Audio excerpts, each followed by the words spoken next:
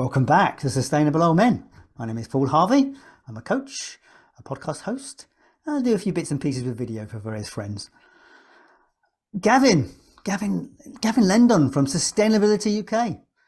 Yes, I am Gavin Lendon from Sustainability UK, Villa fan, unlike a Barnet fan that I know nearby. And I am at the sustainable lead at this, and occasionally I'm going to add some dry, boring information to Howard's wonderful, very emotional pleas about seaweed and string. He never gets he never gets off that joke about seaweed and No, string. it's brilliant. It's brilliant. I love the fact that I always go before him. It's just great. It's great. So I'm Howard Gunstock. I'm the CEO of Carbon Capture. What do they do? We grow seaweed On string Yeah. to slow down climate change. We've created a circular ecology business model, and we want to help people engage in climate change proactively.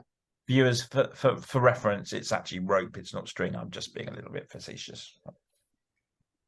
Actually, it's a lot of rope. It's 100-meter length of rope with buoys stripped along it. It's not just a question of it. It's not just a question of chuck it in the water. Yeah, it's quite a process.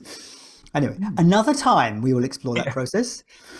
So look, last week we had this conversation about these stripes, and there's a lot more to be said about this. And so we're going to touch on this week this idea of planetary boundaries, because as these stripes have got warmer, long direction that way, biodiversity has dropped away, and which is something that Howard, you tell me about this, because he's now found his background for us to show us about these planetary boundaries. Go on, what's the bottom bit? No, it's not planetary boundaries. This is biodiversity. Oh, of course it is. God dear, I'm getting old, showing my age. Howard's now found his background. Paul, the clue's in the label behind him. It probably is. Literally.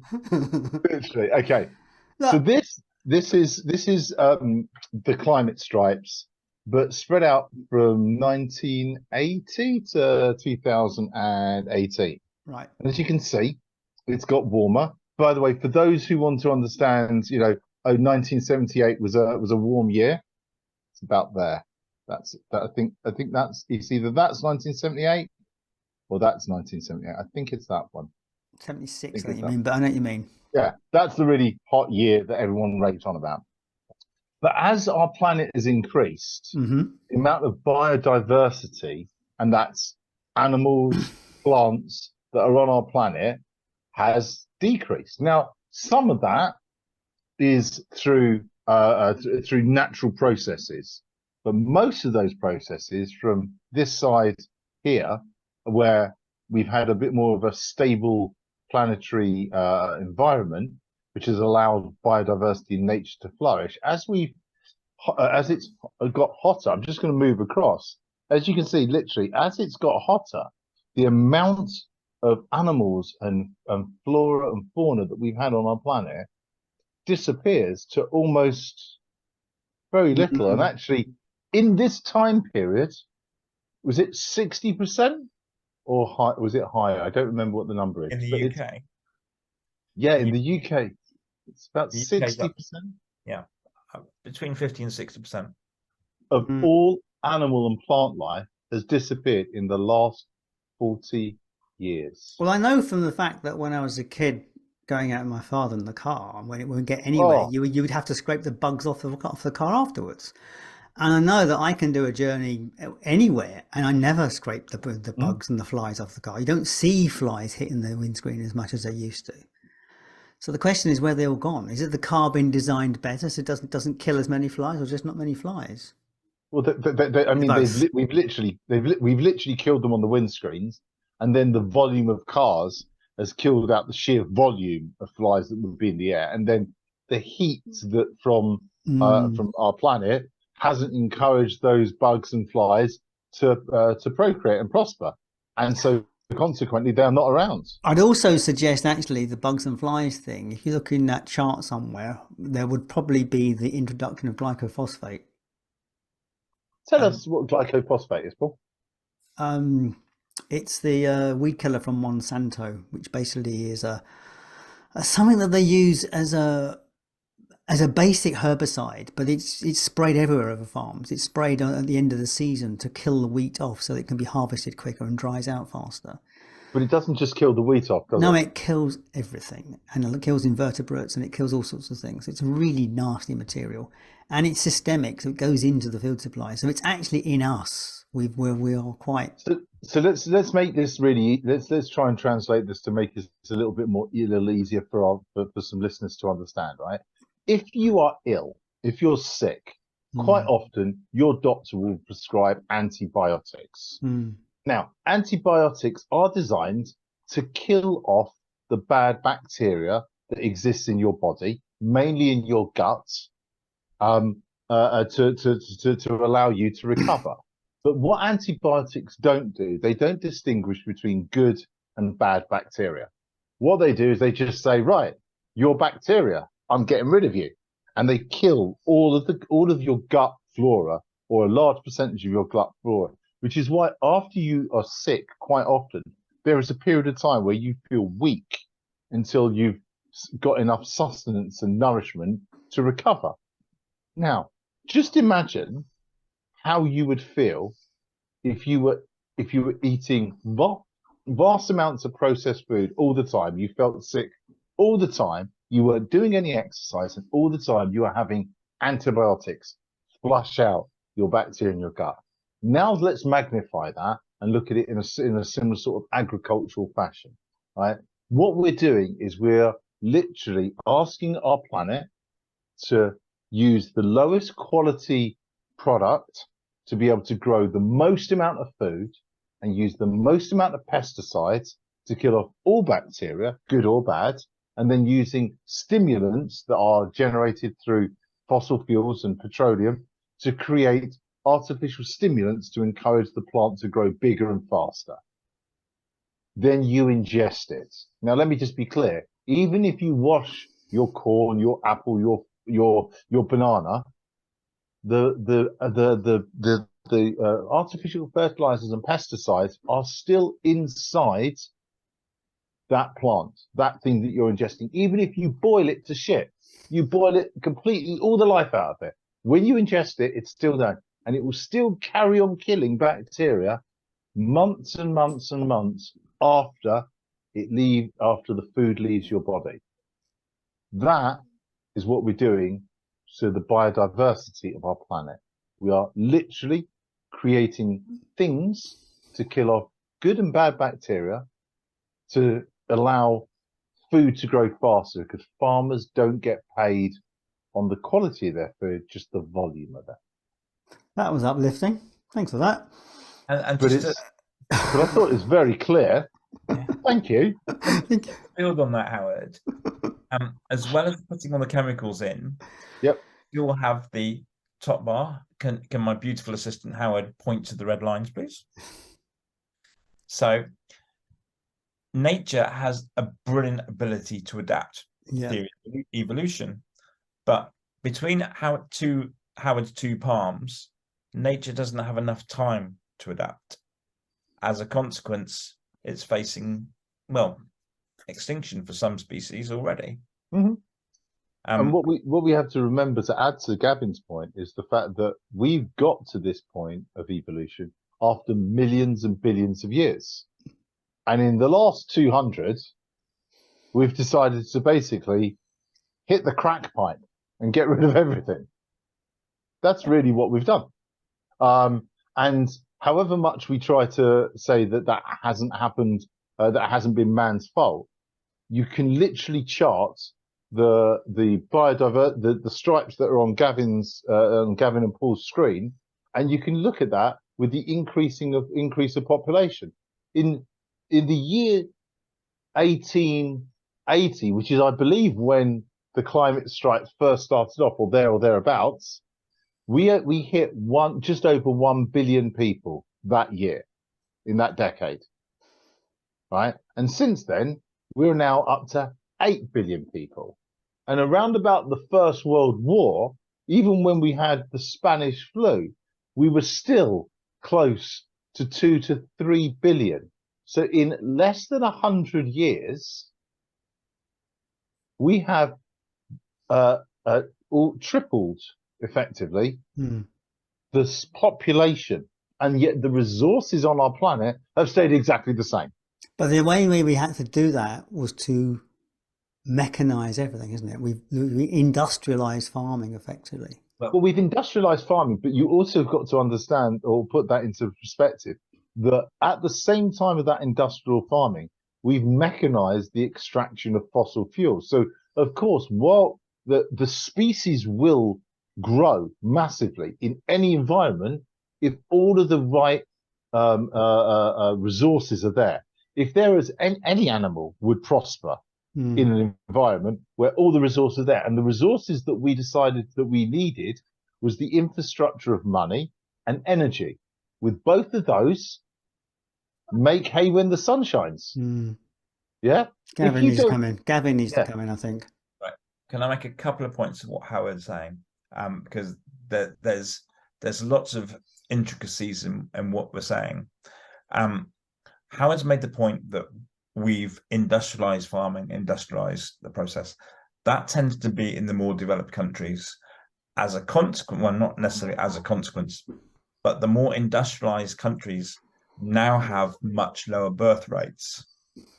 You take Russia. Russia is actually facing a population decrease, and it's not the only country. Some other more developed countries are decreasing. That's happening across the world. That's happening across the world. Everywhere, right? So Japan have got a birth rate of 0.5. So have Korea. So, what you're seeing is it's not just the changes in the mechanization of our food production. It's about the education levels of our population.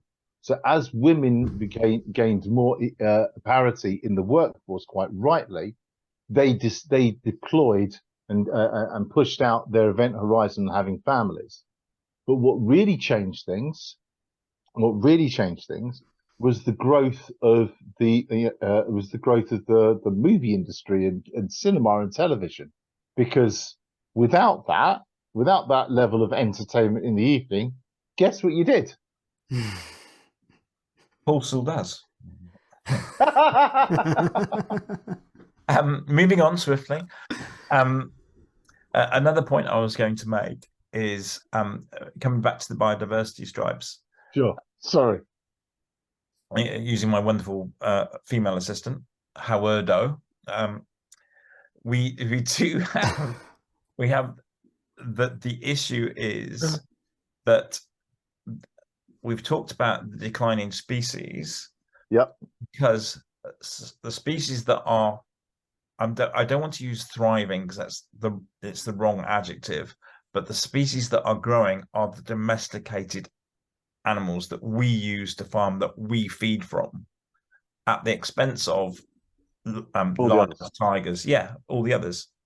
So we being the humans, supposedly the apex species, are eradicating other species for the benefit of ourselves.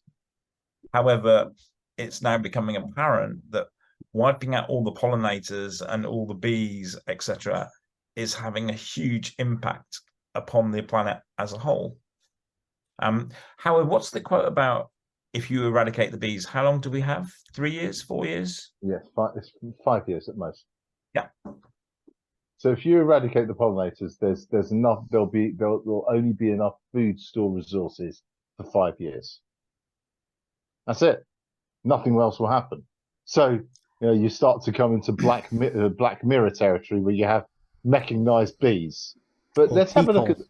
So let's have a look at something that's starting to affect some of this conversation. I know, Gavin, we're going to show the planetary boundaries, but let's be clear, right?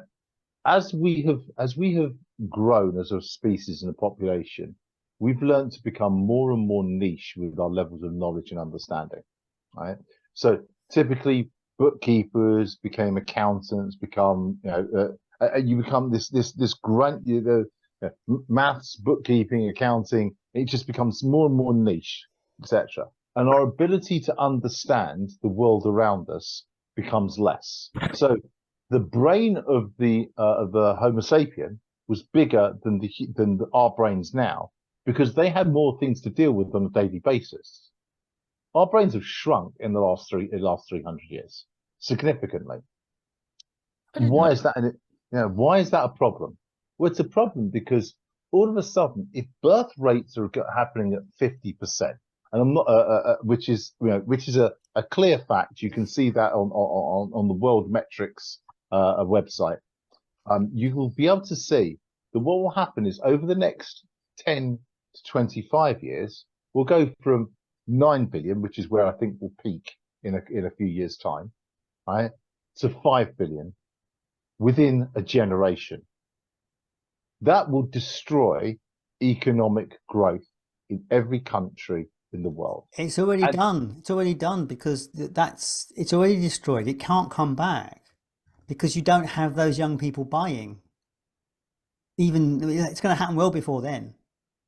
Well, so what's the first thing that I think? What do you think is the first thing that's going to change in this conversation? I think so the reason why the prices of everything goes up is because it's the basis of economics. Yeah, that's the allocation of scarce resources. That's the definition. It's the textbook definition of economics. And the reason why things go up is because when the baby boomers went into the population, came into our world, right? They were all competing for the same jobs. They all went to the same they all competed for university places. They all bought homes at the same time. They all had kids at the same. All bought their first cars. All had kids at the same time, etc. So therefore, those scarce resources, the prices would go up. As they disappear, that generation completely disappears. Although there won't be a complete parachute payment of their wealth to young people, because when the baby boomers had kids, they were 25. So if they die at 85, then their money will go to their 60-year-old kids, who will then also retire. Right? So that won't happen.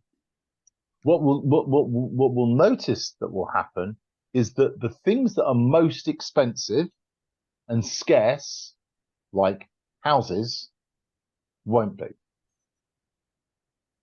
Because, well, okay, let's say you've got 60 million people in the UK. Yeah. Okay. You're going to wipe out the oldest generation, which is going to be around about 30% of that, roughly. Just giving rough maths on it. So that takes it down to what, 45 million people, right? And the amount of houses that are there will be more because those people, those resources won't be there. So that house market. Are you sure, Howard? Because there's a tendency for people to move into more single accommodation. There's a massive shortage of housing in this country at the moment. Massive shortage. There's a massive shortage of affordable housing. Okay, yeah, I get it. But that means small housing, surely. Small house, but you'll be able to take a big house and turn it into a small house. But if you haven't got the people in the country to fill those places, then the prices will fall. No.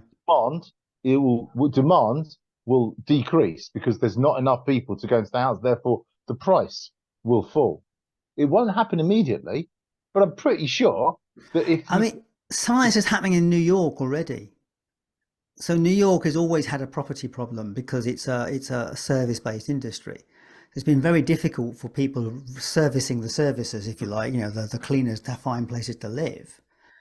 But when the COVID hit, a lot of the high earners left because they wanted to get out of town. So they left and bought places elsewhere, and they haven't come back. So there's a massive shortage. There's a huge amount of like big stuff available in New York, but no small stuff. But it's even more endemic, right? So it's not just the people living there. Yeah. So I was talking to this guy who's got a finance house over in New York, right? The building that he's got services 600 people. Right. Post-COVID, that building that he rents, right, services 100 people, maybe. Right. When that lease comes up, everyone's working from home. Yes, they're all out there. Right. So then what you've got is vast amounts of space that won't be occupied. No one to move. No, the people don't want to live there, and the businesses aren't going to be located in those locations. I reckon one of the first things that we're going to start to see, and I know this is nothing to do with planetary boundaries, is what is going to happen with the white elephant that is Canary Wharf once HSBC move into the City of London. Yeah, well, that's why why there was a big push to get people to come back to work, wasn't there? And it was, but there still is a big push. Yeah, because it's Won't happen though. No, why would you want to do that again?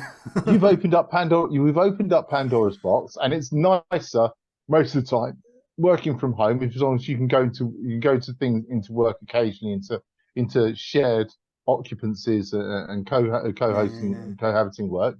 You know, those sorts of things are going to become of the norm. But I think that although that's a COVID push, I think they are kind of showing where the path is going to go. They're kind of directing it on in a way. You're right, Paul. It just hastened a trend that was already beginning to happen. Yeah. Correct. Yeah. Correct. Yeah. So how does this relate back to our climate and our climate strikes and stuff? Well, the one thing about it does to it is as the population drops, it means we're not about to trade our way out of this problem. We're not going to, you know, people look at growth as a way of getting out of these issues or finding a way of funding it. And this is the problem. It will affect the funding of climate change. The word has gone. That's it. Climate change funding. Yeah. There's a few effects as well. That's a really interesting point, Paul. Because as people have moved away from working in city centres, I went to the Leeds for the first time in a decade. And that, like, he had to get up early, and it really was difficult for him. Yes, let's not go on about my own very successful, by the way. Leeds, like other cities, have become more pedestrianised. There's less traffic in the centre. I went to Birmingham not too long ago. They've got Villa. Birmingham Villa Park. What's the Villa? They've got like that Sheffield, Manchester, like London. They've got low emission zones. Mm-hmm. That is beneficial to the climate. The less people are driving. Yeah. So that is in good. Cities. Less people are driving in cities. Yeah, and following onto that, it's something we mentioned previously. In France, you now cannot fly on anything less than, I can't remember, was it 2 hours, Howard? I think it's 2 hours. Yeah, so they're using trains. Germany did that initiative not too long ago, like the €6 ticket, or I can't remember what it was, the actual physical amount. Everyone traveled by train. So there are things that can be done to adapt to this new way of working, to still encourage travel of some shape or form, but the travel is more environmentally friendly. I appreciate the fact I'm talking about Northern Hemisphere countries, but yeah. Okay, so let's take this conversation away from just, or move it slightly, broaden it from the climate stripes into the planetary boundaries, which may be a new topic for some of our listeners onto this podcast. And so the 9 planetary. Thank you, mate. The 9 planetary boundaries look at different aspects of the situation to do with our planet. Does anyone want to lead? I don't want to be talking all the way through this. Does anyone want to sort of lead on this and start to talk about where we are with things? We can pick up on some of the things you've mentioned already. Yeah, sure. You talked about the use of pesticides, and you can see some of that in this already in terms of biodiversity, biosphere integrity. That talking about the use of the pesticides, got the biosphere integrity and the biogeochemical flows down the bottom. So we're talking about 6 o'clock and 11 o'clock in terms of this.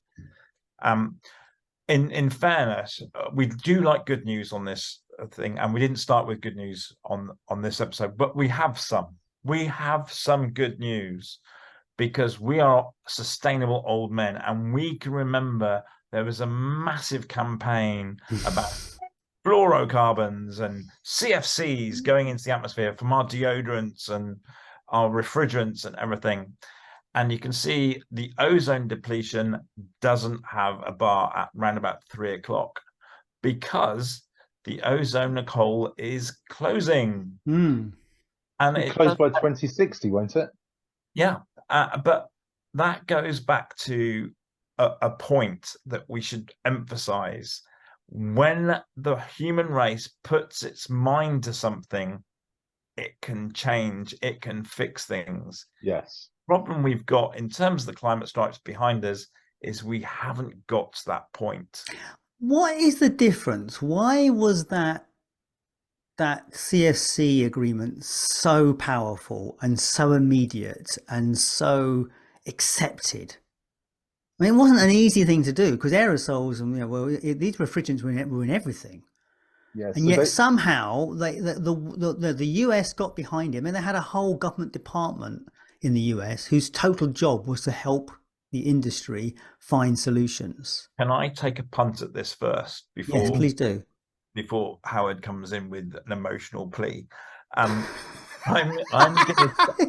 gonna go with the fact this was happening in, jog my memory, 70s and 80s. Yep. Right. So I think at that time, especially in the UK, there was limited media to look at, so you could have a more uniform message. Mm. So I remember watching Tomorrow's World and Blue Peter and the news all saying ozone hole, terrible, terrible, terrible. We can fix it by doing X, Y, Z. But it was US led. This change was entirely US led. No, it wasn't. Margaret Thatcher had a lot to do with it. Okay. Her relationship with Ronald Reagan, was probably one of the most influential transatlantic relationships that's ever existed, because she changed the narrative on with the home to buy scheme for people who were in council housing, and turned them from being creditors to being debtors basically overnight. It was a fantastic, and because they then owned a home, they were more likely to vote Conservative. But Gavin actually stole a mark from my point. The amount of information that we had was so much more limited, and therefore getting consensus and being able to focus people on certain things was myopic. It was really short-sighted with everything, and we were able to influence greatly because all the people were reading the same sorts of information. Now, with this dispersed TikTok, social media solutions, getting everyone to focus all on certain things is nigh on impossible. Yeah, but what I'm getting at, this was a regulatory thing. People came together from different countries and they sat down at a table and they had an agreement that they would get rid of ozone depletive chemicals. Did you not listen to us? If they all had only 4 channels and all the scientists, no, you're missing the news... point. It wasn't driven by public opinion. It wasn't driven by public opinion. It was driven by countries agreeing with each other and actually taking action together at a government or government level. And what we're not seeing so much in climate change is the same kind of agreements. Can I act as arbiter and cunningly agree with you both? Because yes, Paul, you're right. Countries agreed. Howard is right.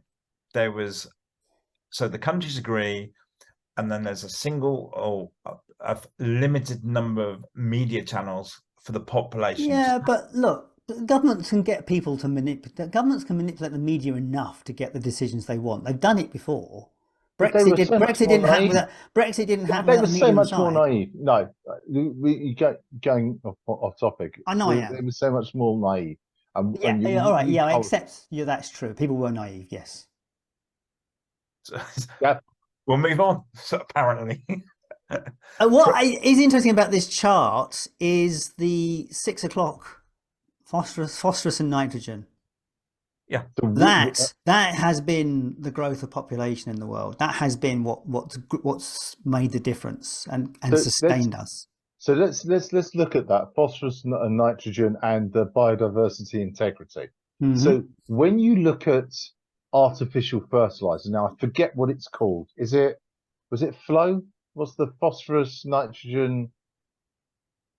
We've Yeah, had this. I know what you mean. What's it called? NPK you're talking about? NPK, yeah. Right. So that is nitrogen, phosphorus, and what's the K? Potassium. Potassium. Yeah. Right. As we've basically used up the natural resources of those elements, we have at the same time destroyed the amount of biodiversity on our planet, and that has been fueled by fossil fuel. Because the fossil fuel is the nitrogen. So what you're talking about there is you're making ammonia using the Haber-Bosch process to produce nitrate fertilizers. The phosphorus, you don't produce phosphorus, you mine it. So that's been and that only has a limited. But yes. But you can get good mining, but we're now going on to dirty mining. With different minerals on there. Yeah, and the problem with phosphorus, it comes from a couple of places. China being one, and Russia being the other. Canada as well, possibly. But the biggest suppliers are China and I think Russia, and obviously. But I always thought it was Ukraine. It could be actually. It could be. That's one of the reasons why Putin invaded. It could be one of those two, but it's certainly, and apparently China are putting a block on their phosphorus because they need it for themselves. That's correct. So that is one. Those areas there are, and the other point about it, those oversupplies of those things. Although we chuck it on the land to obviously make things grow well, and it does, it makes things grow well. Most of it ends up in the sea, which thankfully is what makes seaweed grow. So this is, and this is probably another one of those things that we are going to have to clean up the sea at some stage, aren't we? In terms of the stuff we're dumping in it. Working on it. I know you are, but that phosphorus and nitrogen oversupply is a massive problem, and regenerative farming is the only way through on that one. I guess with less population, that might not be so difficult, but. Might not be so difficult. With a smaller population, it will start to allow some of those the biosphere integrity to heal. However, it won't replace the phosphorus that we require to allow our plants to grow. We have to find new ways of stimulating plant growth. So ignore the fact that if we don't have any pollinators, if we don't have any phosphorus, our plants won't grow. So soil health and soil integrity is so critical in this conversation. So one of the really interesting things that gets talked about in regenerative agriculture is what it does is it stimulates life and carbon-based life beneath soil. Right? When you do a carbon check and see how much CO2 is in soil, the reason why soil degradation is so rife at the moment is because of these artificial fertilizers and pesticides. What we've done is we've killed off all the bacterial life and all the microbial life beneath soil. But when you use regenerative agricultural practices, it stimulates life beneath soil. So it doesn't happen instantly. It won't happen in a year or two, but 2 or 3 years, you will be able to increase the amount of carbon-based life form beneath soil far more impactfully than you'll be able to do than you're able to influence the amount of carbon in our atmosphere, because actually those sorts of nutrients that come from cow poo and just not ploughing the land actually allows the microbes to thrive and grow. So I live up in the north of Scotland, and my son. You haven't mentioned that. I know. And my son went to a Steiner school here. At the time, it was a Steiner school. And there was also a couple of people who were involved in biodynamic farming. And if you look at the history of biodynamic farming, it has a very earth-based spiritual aspect to it. So there's lots of weird things they do with animal spleens and all sorts of bits and pieces at different times of the moon cycle and this sort of stuff. But what was interesting about it is there was a program on, I think it was Country File, and they had Julia Bradbury going to a biodynamic farm, and they had her stuffing cow horns with cow poo and burying them. And then they had her dig up some cow horns that were buried like 18 months ago, that were these rotten cow horns, and they stuck it into a big barrel of water. And then she had to stir this barrel in one direction, then in the other direction. And there was a ritual with it. You had to do it 41 turns in one. Anyway, this comes from this kind of ritualistic farming. It comes from this idea of connecting with the land. And then they take this liquid, you've got one shovel of cow horn in this 40-litre barrel, 40-gallon barrel or something, and they spray it over over the vegetables and bits and pieces. And the biodynamic, if you ever get a chance to see a biodynamic farm, you will be astounded at how productive they are. They are super productive, with like, you know, huge vegetables, and there's no other inputs other than this liquid. It turns out there's science behind it. So when they process these cow horns in the ground for a year, it basically forms a massive home for this beneficial bacteria. When you chuck it into the bucket and you really distribute it, you're breaking all these bits up, and it shifts all that bacterial material into the water. As soon as you spray it onto the ground, that bacteria goes straight to the plant roots and starts thriving and fixing nitrogen and bringing in minerals to the plants. That's why the bloody thing works. It's amazing. Can I just add to that and tie it back to what Howard was talking about? One of the big benefits of regenerative farming and biodynamic farming, and one of the challenges of I can't call it, well, we'll call it conventional farming, is the lack of tilling and the lack of disturbing the soil. Because I mean, I can't remember the actual stats, but I'll just make an estimate. The top 1 inch of the topsoil has taken 200 years, for sake of argument, to form, and it's full of all the nutrients that Howard described earlier. By simply ploughing and tilling it, you expose that to the elements, and as a consequence of that, it's lost. Which is then the whole reason. Yeah, the whole reason behind the fertilizing companies and whatever to say, it's gone, you need us. And that the cycle continues, because they'll then argue that they can give greater yields. But regenerative farming and biodynamic farming is demonstrating that more traditional methods generate as good, if not better, yields and better product at the end of the day. Well, it's more nutritious. That's the point about it, because it's got more minerals inside it. When you're growing something just with water and NKP, there's no mineral content to it. I'm conscious of time, so I just want to just point out some of the other aspects of the planetary boundaries. You can see that 2 have yet to be measured, and the general feeling is we've breached both of those already. So I won't talk about that, but ocean acidification down at 5 o'clock at the moment is green, and I can't remember when this actual snapshot was taken, because as the three of us know, global water temperatures again have gone off the scale. Hotter water creates more acidification, and as a consequence of more ocean acidification, that affects marine life, and not in a beneficial way. I was under the impression that more CO2 in the water create the acidification. Yes, and the heat just basically causes less oxygen in the water, so that's what causes the. Yeah, but where's the CO2 coming from? Well, it's coming from the air, obviously. Global warming. But if you look at the GOES report, came out last year, and it got a lot of kickback because it hadn't been fully peer reviewed, but they were showing a constant 1% drop in ocean plankton year on year. Yeah. So if that once that hits critical point, that means we lost a lot of oxygen. So we are giving a lot of very dark information today, guys. I guess we somehow got to find something we can add to this. So ozone hole. Should we go back to that? Yeah, ozone hole, and actually.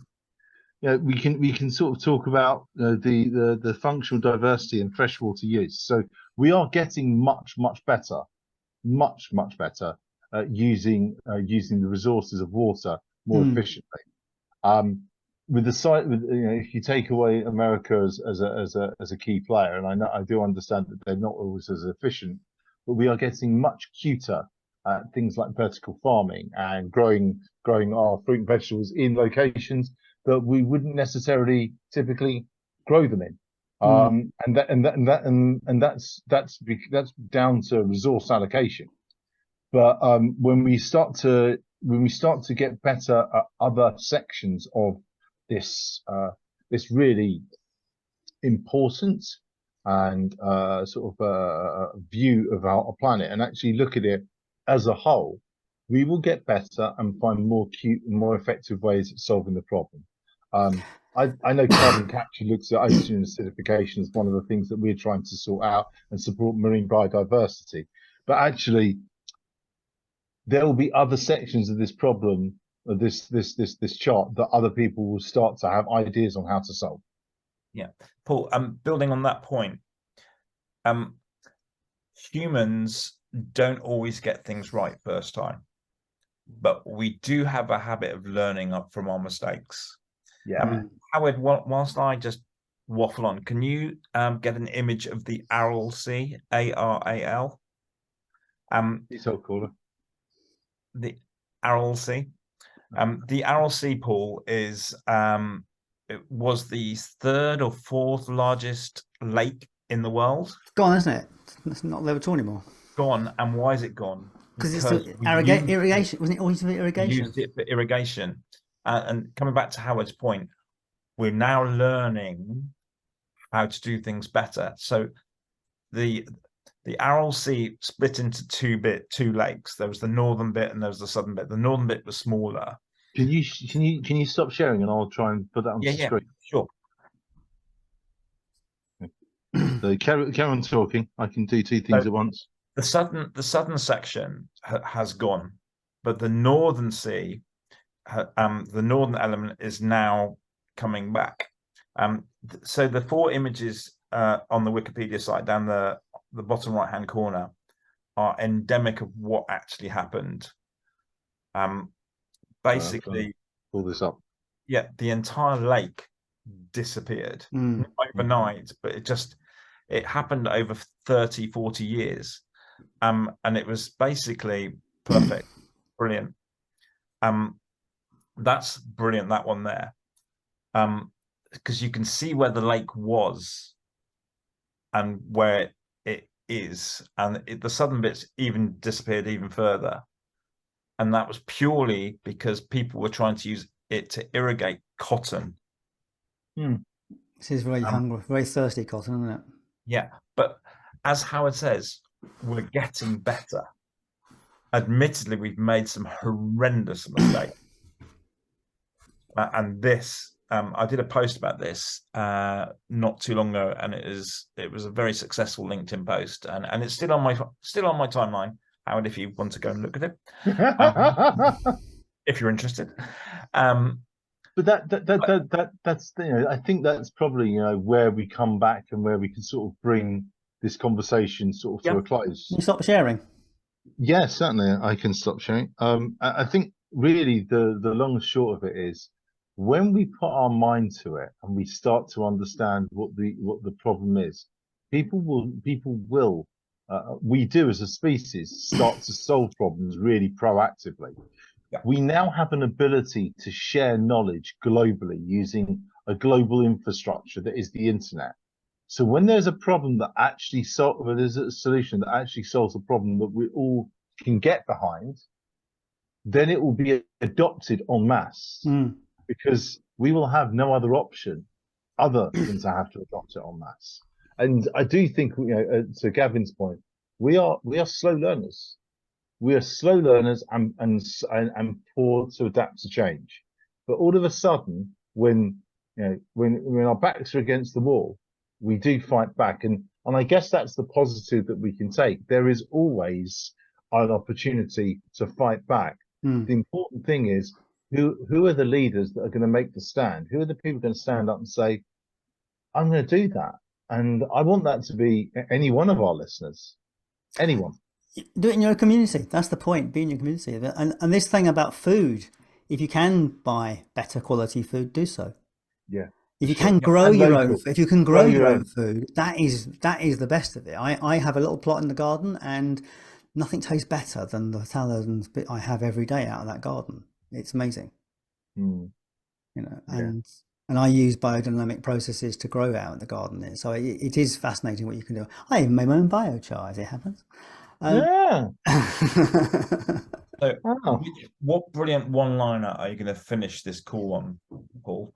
So I didn't say Howard, Paul. I don't know if I could finish. What do we talk about next time, guys? Let's have a think about that one. I do wonder, and what I'd like to explore is this idea that can we actually move to a sustainable future in the world that we've currently got, or do we have to do something very different? Or how about we think of practical ways like the roof painting exercise? Yes. We can, because we've talked about a lot of real problems, but actually, why don't we come up with a whole list of practical ways we can start to solve some of the climate change, issues of climate change? It's a useful exercise for us to go away and think about over the next week, isn't it? Possibly. What will we come up with? Yeah, and we also might not come up with anything, so we might have another conversation about doom and gloom. But hey.